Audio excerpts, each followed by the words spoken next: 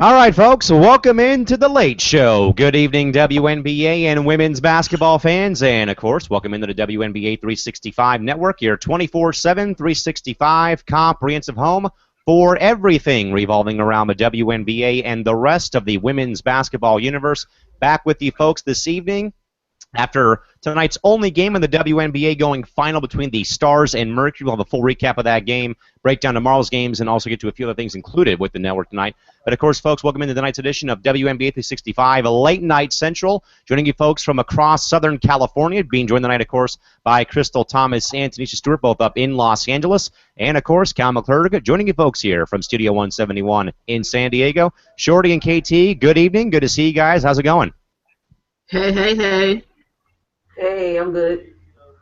And, of course, folks, like normal, Facebook and Twitter, and, of course, even Instagram wide open for you folks, like normal, at facebook.com/WNBA365, or hit us up on Twitter at WNBA365, at Calimac3, at ShortyMamba24, or at Pup1010 with the hashtag WNBA365, or hit up the live chat box if you're going to be joining us, folks, live on the viewing page. And also, folks, to get to the first note of business tonight before we get to the game, of course, we had ran a poll question for about the past half an hour or so on the network Twitter handle and timeline in regards to a point that we brought up last night involving myself and Crystal. Whose temper tantrum would you have wanted to see the most if you were at the game? Was it Crystal kicking the chair, or me putting a dent in the water cooler in a high school baseball game? Out of the voters we had, Crystal, 57% say they want to see you go and kick a chair. 43% picked my water cooler run-in over that poll. So obviously, I know, Crystal, that temper tantrums sometimes are funny to watch in sports, but I don't think anyone will want to see us throwing one. So what's your initial or final reaction to the briefly run poll question? Again, 57% of people would want to see you kick over a chair as opposed to me getting into a fight with a water cooler in the dugout. Honestly, I think the only reason why they picked that is because I'm mostly just chill half the time. And they probably would never, think that I can get a temper tantrum like that. But, I mean, it happened. There's nothing to really say about it, I guess. I mean, it was just a heat of the moment. Yeah, and Shorty, I think as you kind of think about this again, it was kind of heat in the moment for both of us when we did have these little incidents. But Shorty, if there's maybe a couple of good WNBA temper tantrums, what's like the first one that normally comes to mind for you when you think about WNBA temper tantrums in your mind? WNBA temper tantrums. Nothing comes to mind at the moment, even though I know there has been plenty, but I just can't think of anything in regards to temper tantrums as of now. So again, for the folks that voted, again, thank you guys for voting, and again, we'll have some more of those poll questions, of course, throughout the remainder of the season. But getting back, guys, on track with more important business tonight. Only one game on the WNBA schedule for this Thursday evening. It was the Stars and Mercury, with the Mercury hosting their 20th season celebration game tonight from the Purple Palace, a.k.a. Talking Stick Resort Arena in downtown Phoenix, Arizona. The Mercury get back on track and get their third win of the year with a 90-75 dub over the San Antonio Stars tonight. Final box score for the Stars: Monique Curry leading scorer, 19 points. McBride and Alexander with 12 each.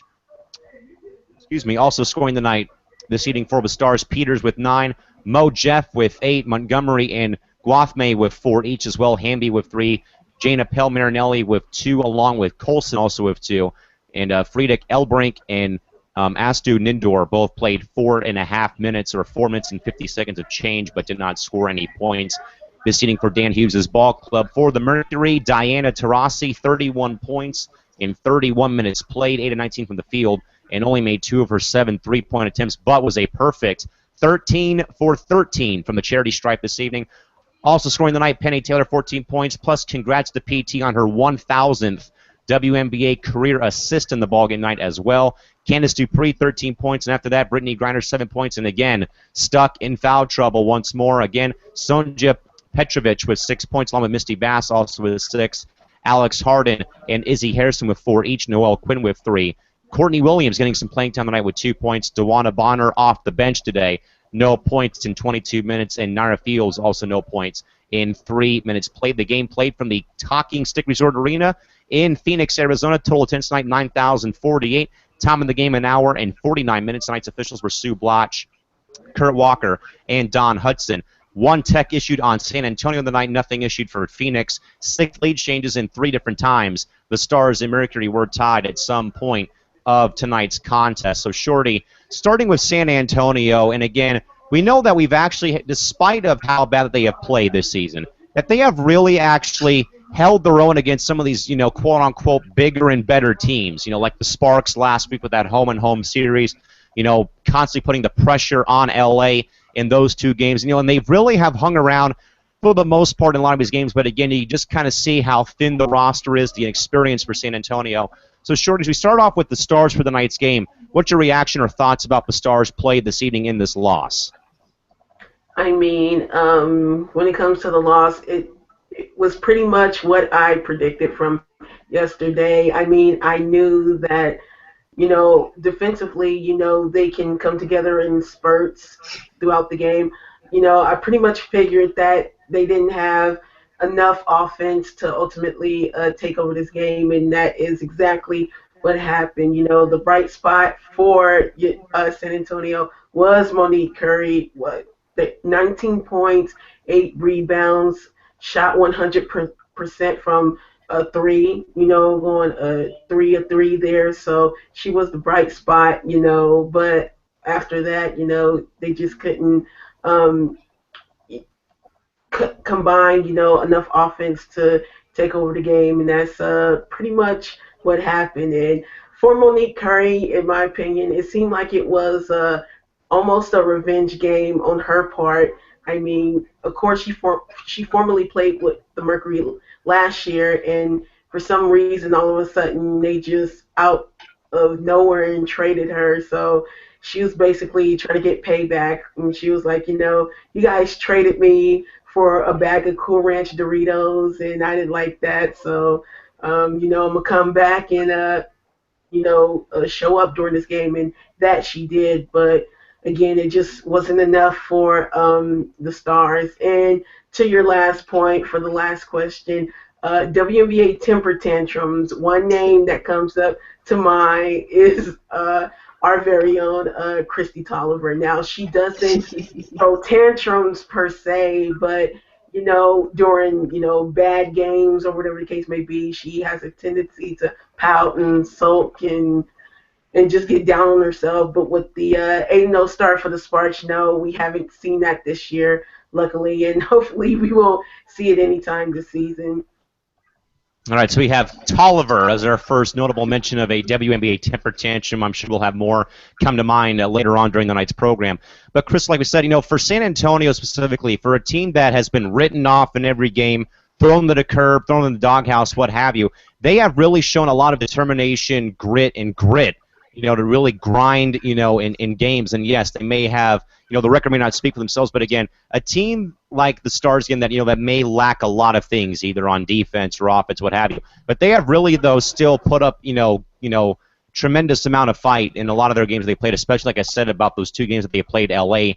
last week. Of course, they were really, really pesky playing the Sparks last week at Staples and at AT&T Center. But, Crystal, again, there's something there, obviously, with the Stars. But what is your overall breakdown or thoughts about how the Stars played tonight versus PHX? I mean, the Stars are missing a lot. I mean, it's one of the things is mainly scoring. I mean, they play defense very well. They seem to play defense well on opposed. Look how they played LA. They had LA in a really close game, a really tight one.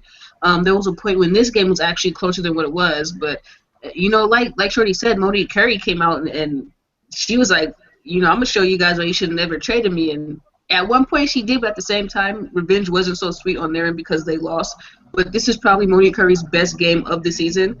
And maybe it's those hot wings she ate earlier before the game, too. I don't know if anybody follows her on Snapchat, but she was getting down in those hot wings. But, this is by far what Dan Hughes wants to see out of Monique Curry. That's the reason why they traded her there to San Antonio. And she had a good game, and unfortunately, no one else can really follow suit. I mean, of course, Kayla McBride and the ladder like that, but you're gonna also need Derrick Hamby to score more than 3 points. You're gonna need everybody to get more involved, and For Phoenix, I think this is a confidence win for them. I mean, it's a team. They're played a team that wasn't doing so well, but at the same time, a win is a win, and I think it built a lot of confidence for them. So, I just think San Antonio blew it, but at the same time, it's San Antonio, so could we really expect any less?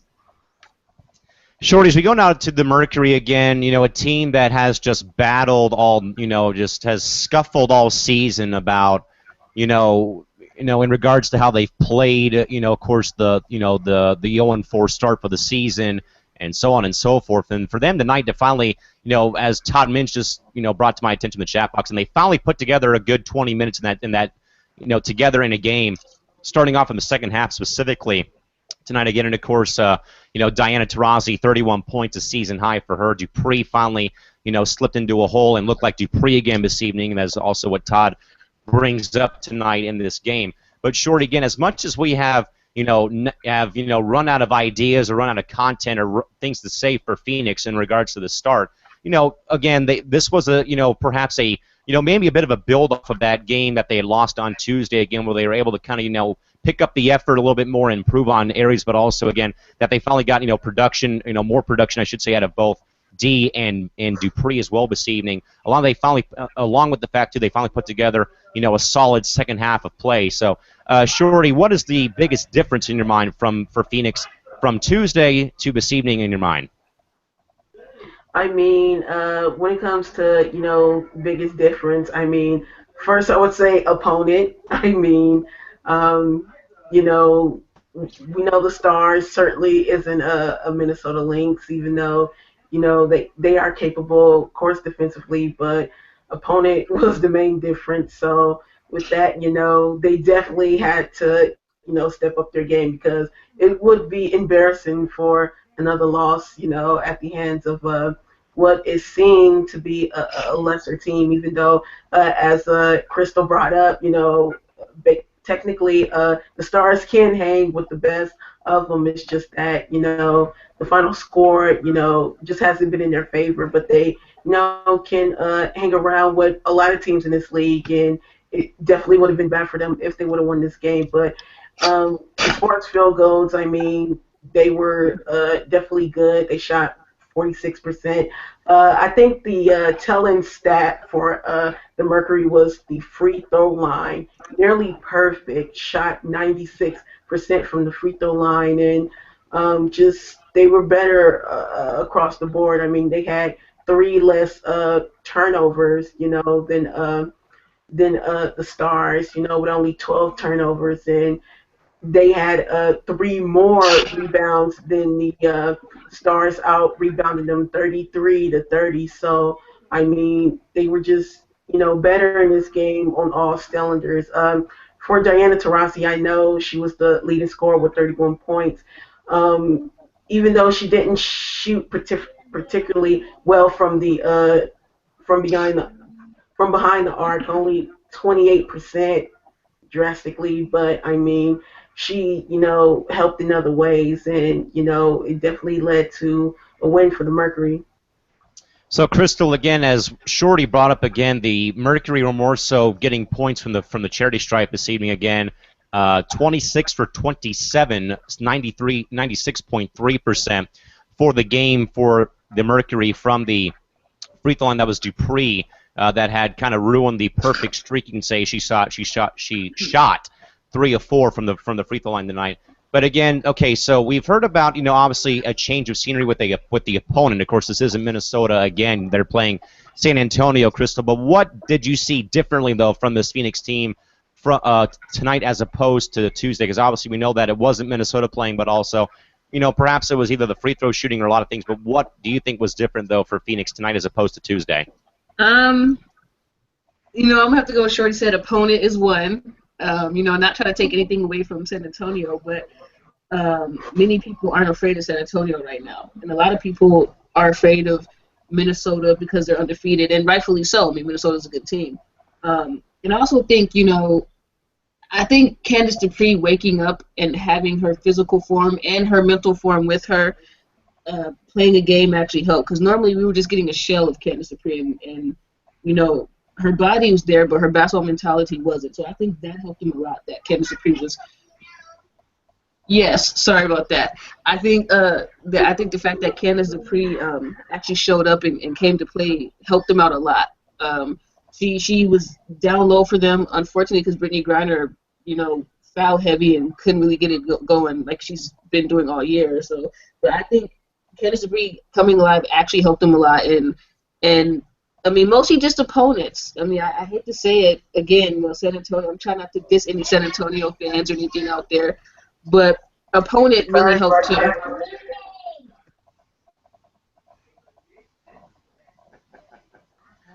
And Shorty, as we now kind of go now over for the, as we kind of look at the Mercury now specifically going into the box score again, we know about D. But again, Shorty, we might as well put a block of the show in and talk and make it about Brittany Griner and her foul trouble again. Once more again, BG with 5 fouls. Only played 21 minutes and change tonight, 3 of 5 from the field, shot 60%, made 1 free throw on an and 1 attempt, was a plus 15 in efficiency, had 8 rebounds. But again, Shorty, 5 fouls in the game again for Griner. And, the biggest thing again, and I believe that Ann Myers-Drysdale may have brought this up with Kevin Ray on Fox Sports Arizona and League Pass tonight, was again that she had took 2 early fouls in the game and sat out the entire rest of the quarter, and then picked up 2 more fouls in the third quarter, and then took 1 about midway through the early fourth quarter and had to be literally held back by Diana Taurasi from going after the 3 officials once the call was made. And I will kind of agree, though, that 5th foul was a little weak, I think, on that call by the officials. I know that it was body contact, but it wasn't anything out of the ordinary, I guess. So, Shorty, again, as we've kind of had this talking point through all 9 Mercury games about Griner and her foul trouble, Shorty, what needs to happen for BG to stay out of foul trouble in your mind as we kind of go down towards the next couple games? Because, again, it has been a pretty big talking point this early in the year, not just amongst us, but also Mercury fans across social media. I mean, we really don't know what's going inside the mind of Brittany Griner. Some of us assume that there is a lot of off-the-court, business that is affecting her game right now. So hopefully that gets resolved. But in my opinion, somewhat, Brittany Griner might have forgot that she was 6'8", or 6'9", technically, because, I mean, she just needs to get back into the rhythm of learning how to move her feet, and not stand in one place in order to, contract those fouls. Because, as we said, with her stature, I mean, all she has to do is just basically use her height and raise up her hands. That's it, and move. She doesn't have to get into the body of anyone in anything, just stand up, stand there and defend. She just, I don't know what she's doing at this point to contract all those fouls, but again, she needs to get her head back in the game. So, Crystal, you, myself, and Marquez Anderson, who's not here tonight, folks, he has to take care of a few things with his brother tomorrow at LSU.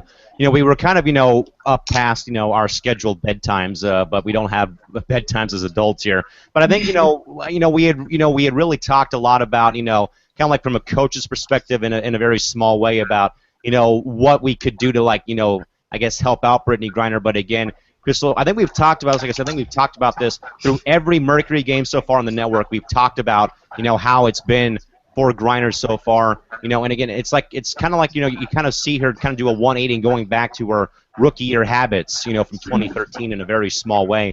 So, Crystal, what do you think has to change for BG going forward in your mind?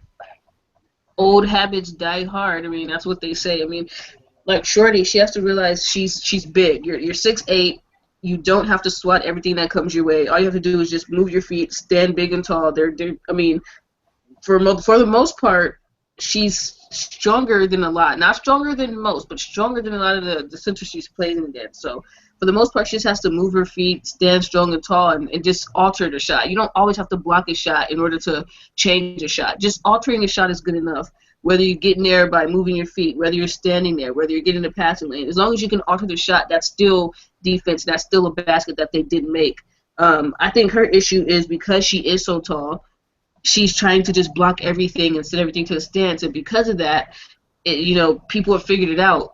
If you can get inside of BG, she's going to try to swat you, and then you're causing a foul. If you can get your shoulder on her inside as she's trying to block you, it's pretty much game over. I mean, Shoni Schimmel figured it out, and I think people pretty much looked at the blueprint and just kept doing it for her because they realized she's going to be tempted to block everything because she's so tall, but she just honestly has to just move her feet and stand still and alter some shots instead of just blocking everything. But, I mean, honestly, I think it's mental. I mean, she hasn't really been there this whole season yet, and whenever she does figure it out, I hope she figures it out. Whenever she figures it out, I think she will play defense better, but this is not looking like the Defensive Player of the Year at all. I mean, she's looking more like a rookie. She's going for everything. She's swatting at everything. I mean, she's not looking like she won that award last year.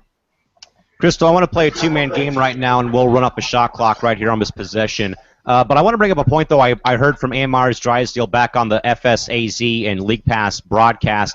I think it was either it had to be a missed free throw or even maybe a missed shot by the Stars, and Griner had got the rebound with two hands. And Ann Mars kind of like sarcastically said in like a joking manner, well, that's good to see, but she used two hands for the rebound. It's also one thing too that we've also kind of heard about Griner's problem as well as adding a little too much flash or pizzazz to her play, either like we said about the foul trouble or even the rebounding cases. When you're 6'8", all you have to do is just go up there and put two hands up and grab the board. And sometimes she tries to be a little too fancy with her footwork or fancy with the rebounding and stuff. But Crystal's had another antidote though in your mind as well that may have to be touched base on too, is two-hand rebounding for her as well. So are you saying Ann was saying she was grabbing the rebound with one hand instead of two? Yes. Yeah, I can see how that could be a problem because a lot of times you don't get a good grip. Even if you are 6'8" and have really giant hands, I mean, you're sweaty, the ball can slip, somebody could come tap it out of your hand. So I don't even know. I'm not sure if it's so much flash. I mean, it could be, but I don't know if I'm really going to blame it on flash as much as I'm going to blame it on Brittany Griner just mentally not having a basketball IQ so far. I mean, she's not playing like we're used to seeing her play. I mean, she had a pretty incredible year last year, and unfortunately with all the offseason stuff that happened, and I think she has a lagging knee injury. I mean, it's just something's not there with her, and I don't know if I'd blame that on flash, but yes, as a rebounder, you definitely need to hold the ball with two hands.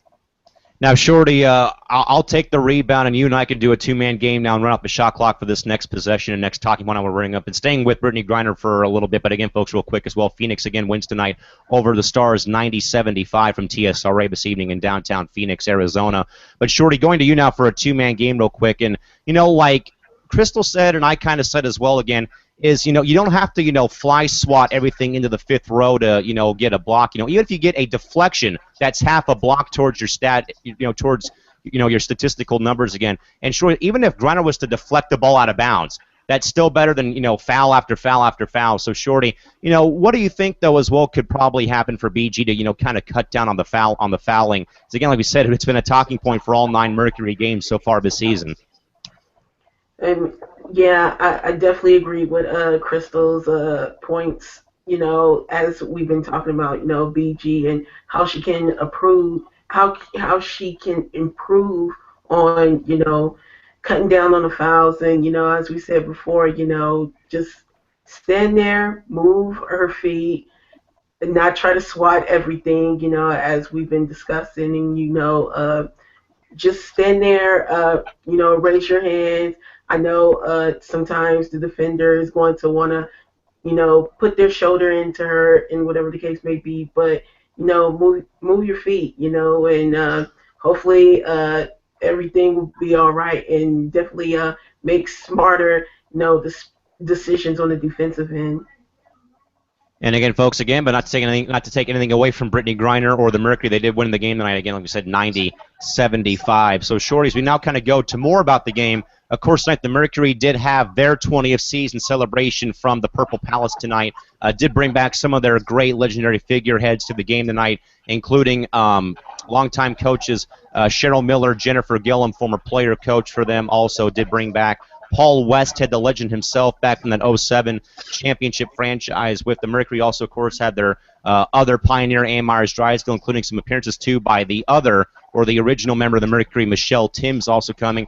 But Shorty, though, Todd Mintz says, though, he was a bit disappointed how they honored the former teams and titles tonight. He said would have been nice if they had the ceremony before the tip-off, delay the game by 10 minutes or so, that way they could have had some speeches or some words to the crowd given out by everybody this evening. But only Ann Myers-Drysdale said a little bit of a piece to the fans tonight. But Shorty, we saw this, though, with the Sparks on Tuesday with their legendary, or with their celebration. Of course, the new banners put up. Of course, Penny Toller and Tamika Dixon were on hand along with another player from that 01-02 LA franchise. Too bad Lisa Leslie could not have been there that night, but she had a talk show with CBS Sports Network. But Shorty, what do you think, though, as you kind of look back, though, across both LA and Phoenix again, to have both these nights held during this week again for the 20th celebration of the WNBA by all four members of the original group of teams in '97? I mean, definitely when it comes to the Mercury and the Sparks, definitely two of the most storied franchises in, the W. I know LA did have, somewhat of a big celebration.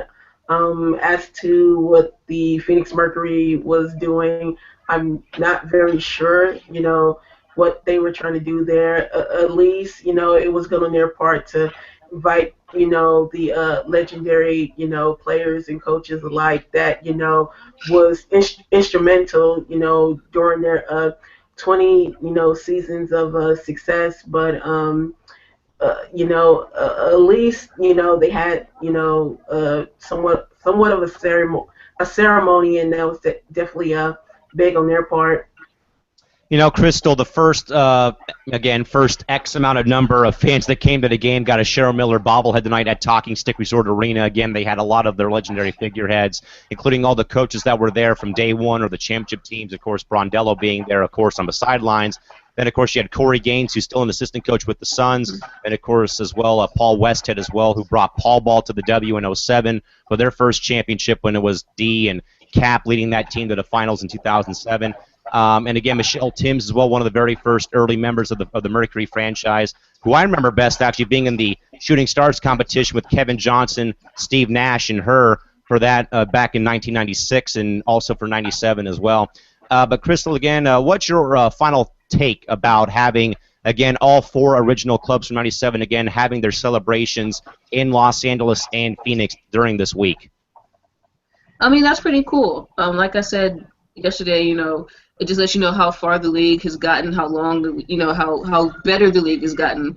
Unfortunately, Cheryl Miller, though, because by the time the league came out, she was already up in age. She never got to play. And I would have loved to see Cheryl Miller's highlights from WNBA. I mean, that girl's a beast. If you guys don't know anything about Cheryl Miller, try to go watch some clips. Like, she is a beast, like, out of this world. But I think it's pretty cool. Hopefully, like I said, the league will last 20 more years, and future generations will have even better athletes and better superstars that we can watch and cheer for. So again, folks, once more, but again, Mercury over the Stars tonight, 90-75 for the Mercury's 20th season celebration from the Purple Palace, a.k.a. Talking Stick Resort Arena, Phoenix, Arizona. Guys, one point I want to bring up here quickly from Mr. Mintz. Shorty, starting with you. Todd says, normally Sandy Brondello, usually very positive players, but kind of got into Griner a bit when she took her out once tonight. She tried to light a fuse. Also, noticing that Griner had set out most of the second half at the Lynx game recently. So, Shorty, is that also one talking point, though, too, is also the coach sort of getting into Griner's face and also kind of trying to light a fuse under the team, with Griner, with having all this foul trouble. Do you agree with this or what? I can see that. I can see Sandy Brondello, trying to light a fire under BG. Of course, all the while telling her to cut down on the mistakes, but also trying to get her motivated as well, because by the time, that fifth foul, roll around, it seemed like, with DT, talking to her and everything, trying to calm her down, it seemed like she was out of it, basically. She was just pacing back and forth somewhat, so she was pretty much out of it. And it was just Sandy, trying to get her motivated again and trying to hopefully get her head, back in the game. And Crystal, normally 9 times out of 10, a head coach or a manager player incident kind of like this normally is a motivating factor for that player. and not only that, but also for the whole team. So, Crystal, do you agree with Todd again, saying that perhaps this is kind of trying to light the fuse under Griner and also under the rest of the team by Brondello kind of getting in her face, but also sitting her, of course, with the foul trouble? I think she is, but at the same time, because we don't really know if what's bothering Griner is mental, we don't know if that's having a positive effect. I'm not saying what Sandy Brondello is doing is wrong. I just know that as a player, that sometimes when things aren't going your way, different things affect you, differently. So, I mean, hopefully, eventually, the fire will start to get lit under her, and she'll play like it. But as of right now, it's probably making her feel worse and worse, because I feel like she's really trying to be the Brittany Griner that we know, but I just think mentally, it's not happening for her. So, guys, we'll move away now from the W real quick to a international basketball note, folks. The USA Basketball Federation announced and confirmed for us today a little mini pre-Rio tournament being held in late July between the U.S., Australia, France, and another team, a 4-team mini tournament to be held on the east coast of the U.S., notably going through Newark, Delaware, New York, and Bridgeport, Connecticut, again from July 27th through the 31st, featuring the USA women's national basketball team and 3 members of the Olympic pool for 2016. So obviously, Shorty, this is going to be, for one deal, a tune-up for all 4 of these clubs before they go over to Rio for the Olympics that will begin on August 5th with the basketball game starting on August 6th, I want to say, from what I saw from schedules already, for NBC and NBCSN. So, Shorty, what do you think and make of this mini 4-team tournament? I mean, obviously, they're going to 3 or 4 pretty good spots for women's basketball between the University of Delaware, Bridgeport, Connecticut, a la UConn, and also having it as well at Madison Square Garden. So, Shorty, what do you make and what are your thoughts about this international friendly tournament coming up in July between the U.S., Australia, France, and one other team that will be taking part in this little mini tune-up / exhibition tournament before Rio? I think the mini tournament, makes sense, especially for Team USA, because, already with the WNBA action going on, we know that they don't have, much time in between, February and the season going on right now to really, have practice time and whatever the case may be. So the mini tournament, provides not only a tune-up, but that practice time for, Team USA, especially to, see what, lineups work, what different, matchup schemes and things of that nature will work with Team USA, because, as I said, they didn't have much practice time, so they will use the tournament to, get that practice time in. So, Crystal, now I know that obviously when the All-Star game comes around, it's one game where you get to, have a free-for-all. But now, Crystal, because we kind of know how close-knit, the players are off the court. I mean, we see them all the time, either on Snapchat or on Twitter or on Instagram, hanging out with players that they just played. From what I can recall best when I was in Phoenix, I had seen 4 different Mystic players hanging out at the restaurant I was eating dinner at across the street from TSRA, and they were hanging, and then Misty Bass was hanging out with somebody from the Mystics. So you know how close that they are off the court. But Crystal, like in this case, you're going to go from playing against each other, against system versus system, where now you have to play with somebody from an opposing WNBA franchise, for a long time. So Crystal, can you kind of talk about, I guess, how it's like, the question I want to pose is how do you get team chemistry built when you're playing against somebody on a different WNBA franchise so many times during the regular season for the W, but then you have to take a break and learn a whole new system, plus form team chemistry with, say, an Olympic roster like Team USA and all these other teams will have to do during this time period? In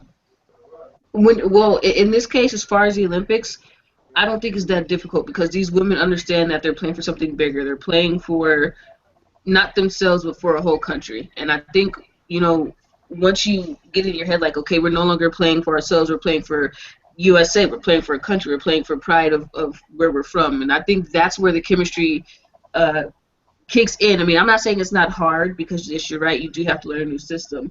But at the same time, like I said, if someone told you today that you're announcing for Team USA, I'm pretty sure you'll, pick it up quickly. I mean, it's for your country, so you're gonna want to be professional. You're gonna want to have a lot of pride within it. So I think that is what makes it easier for them. But at the same time, yeah, you're right. They do have to pick up their chemistry.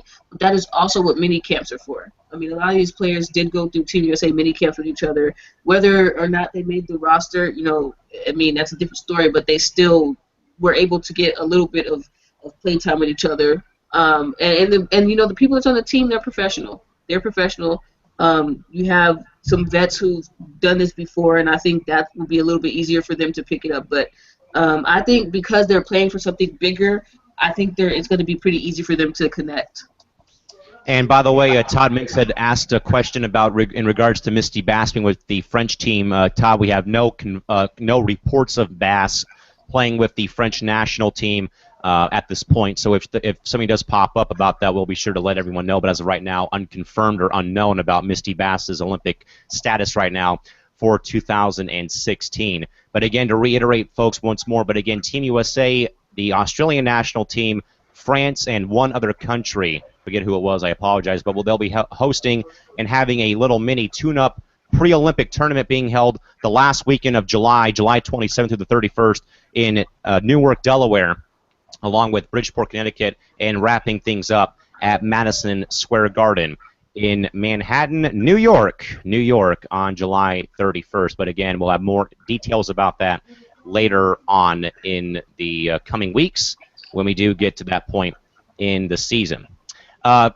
Shorty and Crystal will get to the 3 games on the Friday schedule for the WNBA. 3 games, and all 3 will be at the 7 o'clock or 7:30 Eastern time frame, 4 o'clock and 4:30. And, of course, folks, like we say, but all 3 games can be seen on WNBA League Pass. Shorty, or the schedule, folks, by the way, goes as follows. It'll be Seattle at Connecticut, Chicago at Indiana, and Minnesota at Atlanta, the first game of a back-to-back for the Lynx coming up this weekend. So, Shorty, beginning with the Storm and Sun, again, 2 teams in completely different directions. Of course, Seattle, still, as much as we say though, but they are still, ahead of, ahead of their rebuilding schedule. And of course, Connecticut with 1 win, the worst record right now in the entire league. Of course, still trying to figure out what pieces fit where. Shorty, give us your thoughts about the Sun and Storm.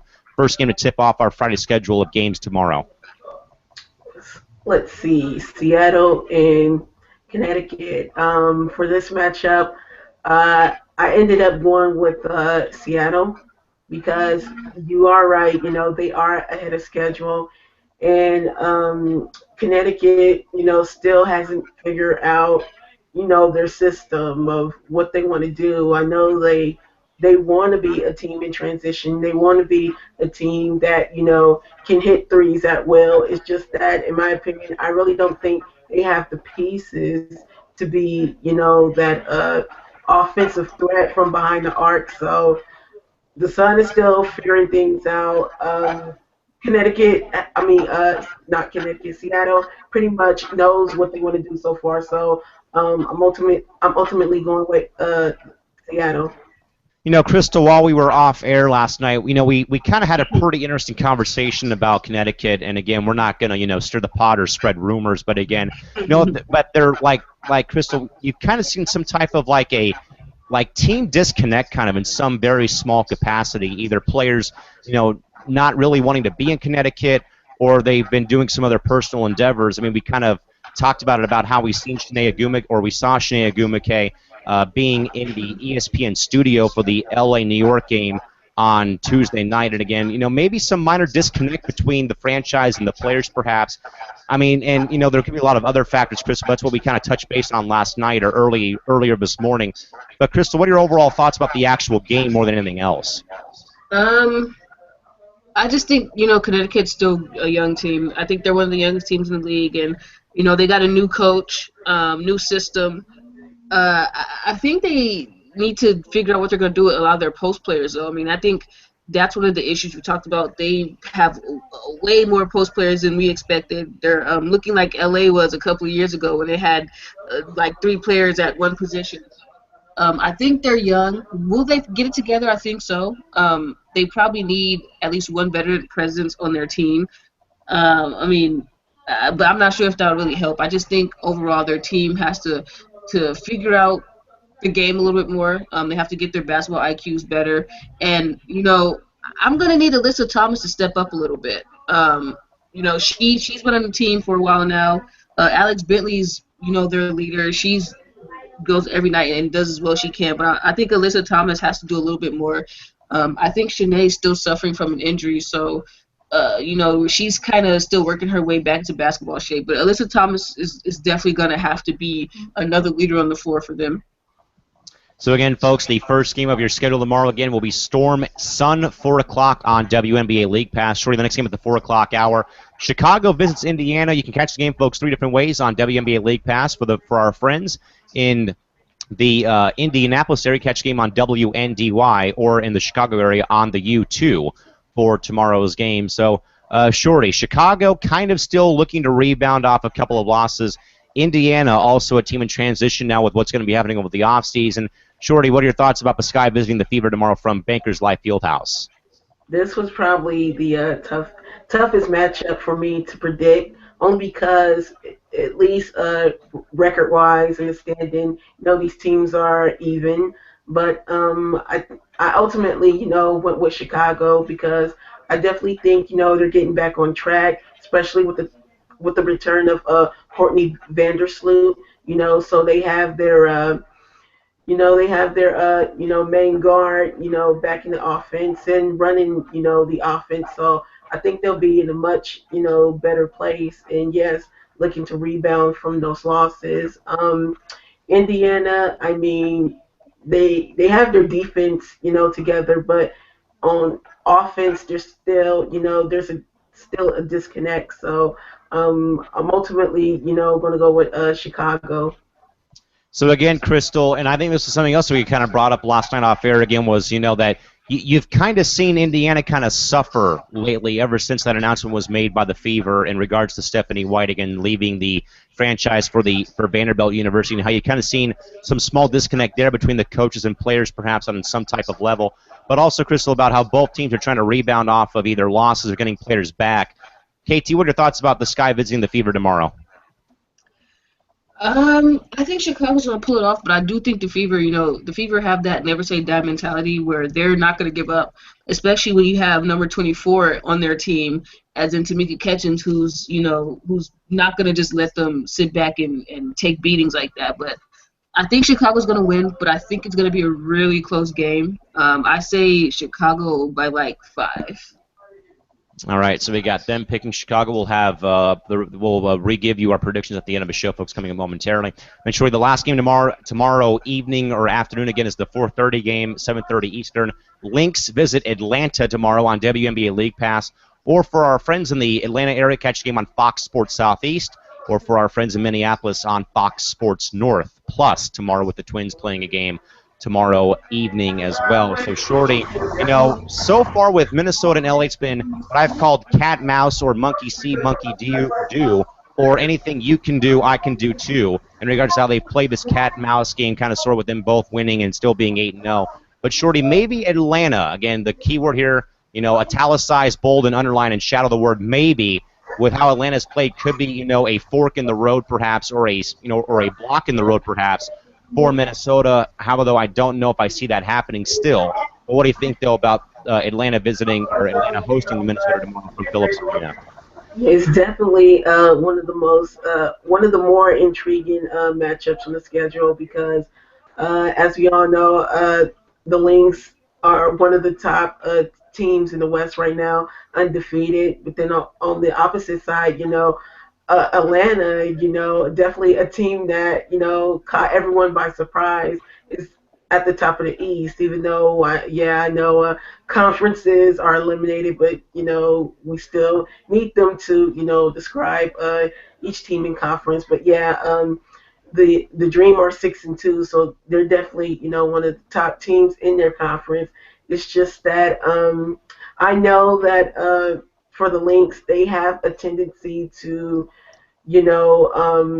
pretty much lose focus somewhat in the second half and let teams come back in. So it could possibly, be the case for this game between the Dream. But ultimately, I have the Lynx still undefeated after this matchup. So again, Crystal, Minnesota and Atlanta again, perhaps a game that Minnesota could perhaps overlook on the schedule. Again, they do have Washington coming up on Saturday on a back-to-back in our nation's capital.